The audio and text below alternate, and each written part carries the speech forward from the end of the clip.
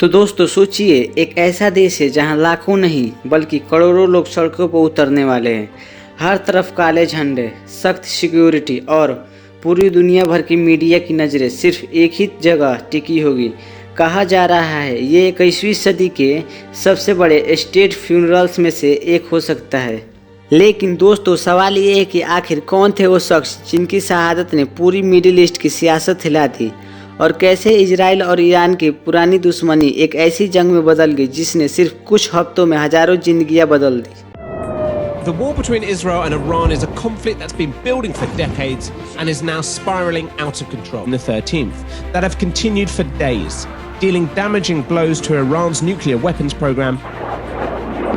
Iran's response has been to fire missile and drone barrages, while some Israeli leaders speak openly of regime change in Tehran. So are you going to target the supreme leader? We're doing what we need to do. The threat of war between Israel and Iran has hung over the Middle East for more than 40 years. इस कहानी की शुरुआत 2026 से नहीं बल्कि लगभग सन 1979 से होती है, जब ईरान में इस्लामिक रिवॉल्यूशन हुई और शाह की हुकूमत ख़त्म हुई।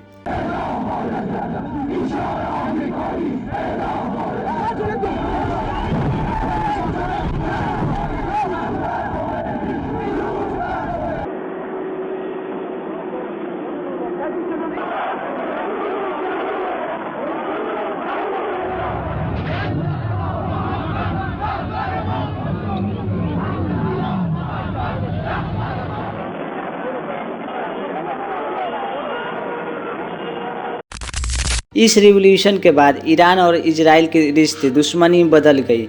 एक वक्त ऐसा था जब दोनों देश आपस में डिप्लोमेटिक रिलेशन में थे, लेकिन रिवॉल्यूशन के बाद ईरान ने इजराइल को अपना सबसे बड़ा दुश्मन मान लिया। तब से लेकर आज तक दोनों देश सीधे आमने सामने नहीं लड़े बल्कि प्रॉक्सी वार के जरिए एक दूसरे को नुकसान पहुंचाते रहे।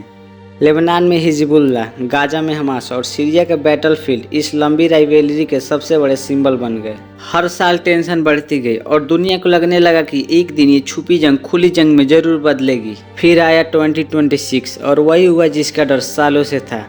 मिलिट्री इंसिडेंट, मिसाइल अटैक्स और लगातार बढ़ती तनाव के बाद इजराइल और अमेरिका ने ईरान के स्ट्रेटेजिक मिलिट्री टारगेट पर एक बड़ा ऑपरेशन शुरू किया।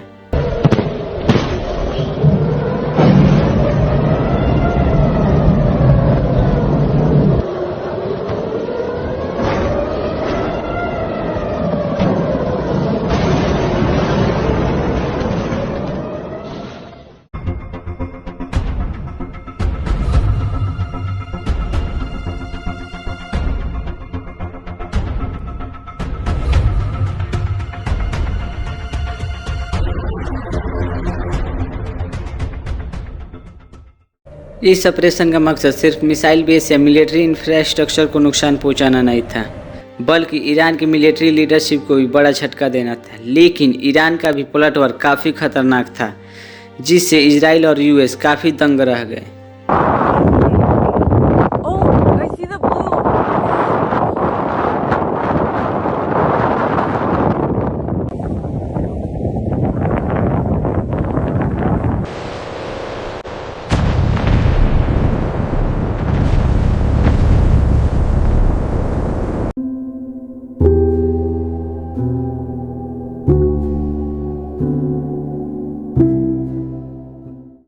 लेकिन 28 फरवरी 2026 की सुबह तेहरान और ईरान के कई दूसरे हिस्सों में जोरदार एयर स्ट्राइक हुई। इन हमलों ने पूरे मिडिल ईस्ट को हिलाकर रख दिया और कुछ ही घंटों में ये साफ हो गया कि ये कोई छोटा मिलिट्री ऑपरेशन नहीं है, बल्कि फुल स्केल रीजनल वार की शुरुआत हुई। रिपोर्ट के मुताबिक इसी पहली वेव के स्ट्राइक में ईरान के कई सीनियर मिलिट्री ऑफिसर के साथ सुप्रीम लीडर आयतुल्लाह अली खamenei भी शहीद हो गए।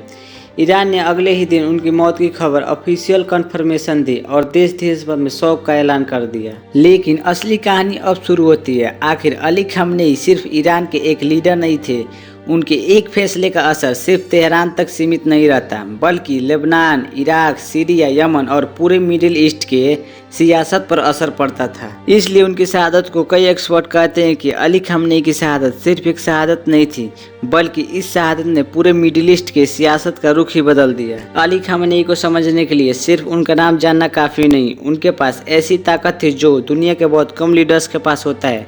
ईरान का प्रेसिडेंट बदल सकता है, पार्लियामेंट बदल सकती है, लेकिन सुप्रीम लीडर का फैसला सबसे ऊपर माना जाता है। ईरान की arm force, Islamic revolution, IRGC, judiciary, state media और न्यूक्लियर प्रोग्राम जैसे सबसे सेंसिटिव इंस्टीट्यूशन पर उनका सीधा इन्फ्लुएंस था। इस वजह से जब भी मिडिल ईस्ट में कोई बड़ा फैसला होता था तो दुनिया की नजरें तेहरान और खासकर अली खamenei पर टिक जाती थी। लेकिन 2026 तक पहुंचते पहुंचते हालत काफी ज्यादा खराब हो चुकी थी। इजराइल का कहना था कि ईरान का न्यूक्लियर प्रोग्राम और उनके रीजनल एलाइज उसकी नेशनल सिक्योरिटी के लिए सबसे बड़ा खतरा बन चुका है। दूसरी तरफ लगातार ईरान ये कहता रहा कि उसका न्यूक्लियर प्रोग्राम पीसफुल है और इजराइल पूरे रीजन में इंस्टेबिलिटी फैला रहा है, जिसका सामना हम बहुत आसानी से करेंगे। दोनों तरफ बयानबाजी तेजी से होती गई, मिसाइल्स बढ़ने लगे और मिलिट्री एक्सरसाइज भी लगातार होने लगी। डिप्लोमेसी धीरे धीरे कमजोर पड़ रही थी और एक्सपर्ट्स बार बार चेतावनी दे रहे थे अगर किसी भी तरफ से एक बड़ी मिलिट्री एक्शन हुई तो पूरा मिडिल ईस्ट जंग की आग में जल सकता है। फिर 28 फरवरी 2026 को वही हुआ जिसका अंदाजा कई एनालिस्ट पहले से लगा रहे थे।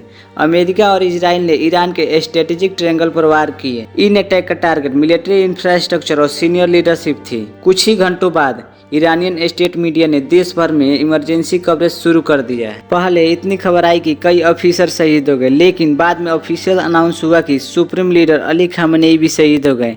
ये खबर ईरान के लिए नहीं बल्कि पूरे वर्ल्ड के लिए जियोपॉलिटिकल शॉक था। मिडिल ईस्ट पॉलिटिक्स का सबसे पावरफुल चेहरा अचानक हमेशा के लिए खामोश हो गई। लेकिन इस कहानी के सबसे दिलचस्प हिस्सा अब शुरू होता है। इतने बड़े लीडर की शहादत के बाद आमतौर पर कुछ दिनों में स्टेट फ्यूनरल्स कर दिया जाता है, लेकिन अली खamenei के साथ ऐसा नहीं हुआ। इसलिए उनकी आखिरी सफर को पोस्टपोन किया और ईरान ने बाद में ऑफिशियल डेट अनाउंस की। सवाल ये था कि आखिर इस फ्यूनरल्स को इतना खास क्यों माना जा रहा है? क्या वाकई ये दुनिया के सबसे बड़े फ्यूनरल्स में से एक बन सकता है और इसमें कितने लोग शामिल होंगे? जानते हैं आगे क्या हुआ। सुप्रीम लीडर अली खamenei की शहादत के बाद तेहरान की सड़कों पर शोक का माहौल था।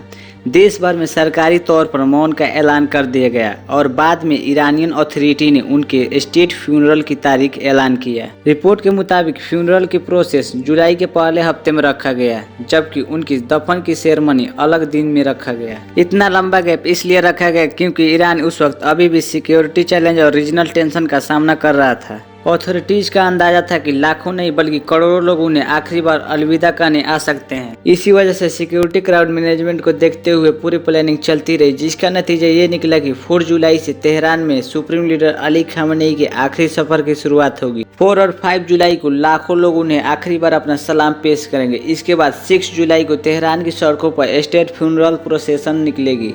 7 जुलाई को कौम में रिलीजियस सेरेमनी होगी और आखिरी बार 9 जुलाई को मशहद में उन्हें सुपुर्दे खाक किया जाएगा। एक बात तो तय है, सुप्रीम लीडर अली खamenei का आखिरी सफर इतिहास के पन्नों में हमेशा याद रखा जाएगा। अब देखना यह है कि यह कहानी यही खत्म हो जाती है या फिर एक बड़ी चैप्टर की शुरुआत बनेगी। तो दोस्तों ये थी आज की इस वीडियो की कहानी। उम्मीद करते हैं दोस्तों ये वीडियो आपको पसंद आई होगी। अगर वीडियो पसंद आई हो तो लाइक और चैनल को सब्सक्राइब करें और ऐसे ही लेटेस्ट कंटेंट पाने के लिए हमारे चैनल से जुड़े रहें।